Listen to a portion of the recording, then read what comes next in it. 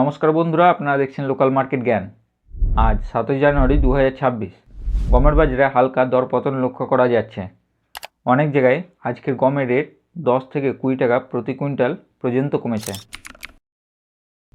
আজকের বাজার দর সংক্ষেপে বললে, কলকাতায় গমের দাম প্রায় 2970 থেকে 2990 টাকা, রানীগঞ্জ 2910 টাকা থেকে 2940 টাকা, মালদা, নদিয়া, মুর্শিদাবাদে গড়ে 2760 টাকা থেকে 2820 টাকা পর্যন্ত কাজ হচ্ছে। এখন প্রশ্ন হলো, এই দাম কি আরও অনেক কমবে?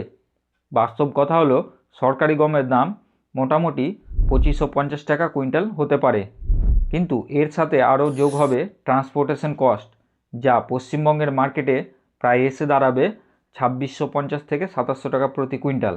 এই কারণে লোকাল গমের দাম খুব বেশি কমবে না, কারণ সরকারি গমের থেকে লোকাল গম 50 থেকে 60 টাকা বেশিতে কাজ হয়। তাই খুব বেশি দরপতনের সম্ভাবনা নেই, তবে কিছু সময়ের জন্য দাম নরম থাকতে পারে। ভিডিওটা ভালো লাগলে অবশ্যই লাইক করো।